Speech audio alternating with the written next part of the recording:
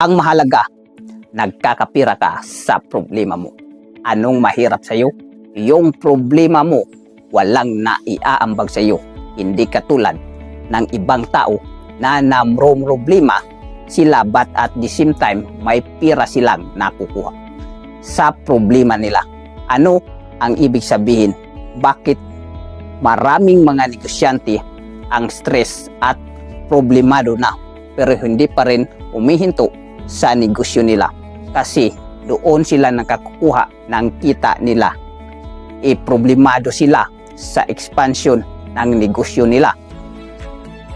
Ang tagal ng growth, may problema sa development ng business.